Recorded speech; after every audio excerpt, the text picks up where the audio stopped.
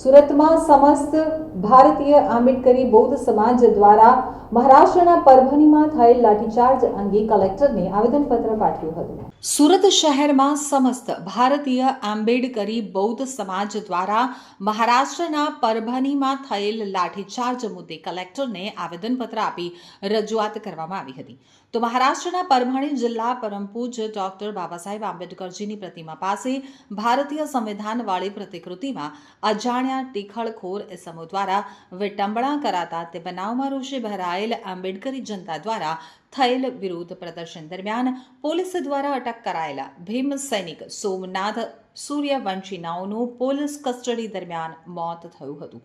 જેથી કરીને પોલીસ દ્વારા ભીમ સૈનિક સોમનાથ સૂર્યવંશીની કસ્ટોડિયલ ડેથ હત્યા થઈ હોય અને જે બાબતે પોલીસ પ્રશાસન દ્વારા ઢાંક પીછોડો તેમજ આંખાડા કાન કરવાની પ્રવૃત્તિ કરી પોતાની છાપ બચાવવા ગેરકાયદેસર રીતે સદરહુ હત્યાના બનાવમાં મિસગાઈડ કરી હત્યાના કાવતરાને દબાવવા તથા તે બાબતે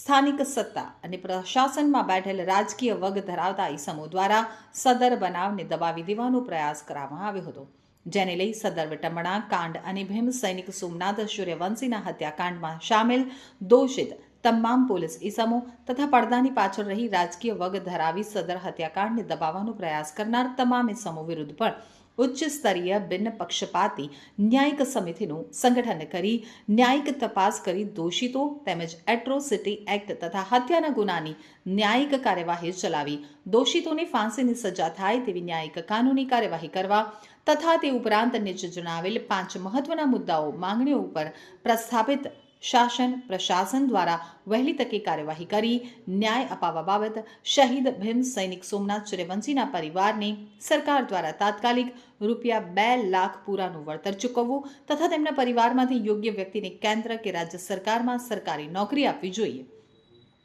ભારતીય સંવિધાનને વિટંબણા કરવાના બનાવમાં સામેલ તમામ ટીઠળખોર આરોપીઓ સામે ભારતીય સંવિધાનના અપમાન બદલ તાત્કાલિક ભારતીય ન્યાય સંહિતામાં કાયદા અનુસાર દેશદ્રોહનો ગુનો દાખલ કરવો જોઈએ જેવી માંગ પણ કરવામાં આવી હતી। ઓફિસ અમે આવ્યા છે એની રજૂઆત કરવા આવ્યા છે એના માટે હું તમને કહું છું કે આજે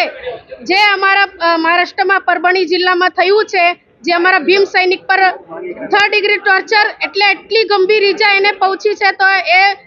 ભીમ સૈનિકને ન્યાય મળવું જોઈએ અને એનામાં જ એમની ગંભીર રીતે મોત થઈ ગયેલી છે। એના માટે અમે આવેદન આપવા આવેલા છે કે અમારા ભીમ સૈનિકને ન્યાય મળવું જોઈએ। શું માંગણી રહેશે તમારી? અમારી માંગણી રહેશે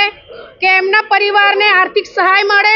કે એમના કુટુંબમાં જે શિક્ષિત વ્યક્તિ હોય, છોકરો હોય, કોઈ પણ એમના પરિવારમાં હોય તો એમને સારામાં સારી નોકરી મળવા જોઈએ।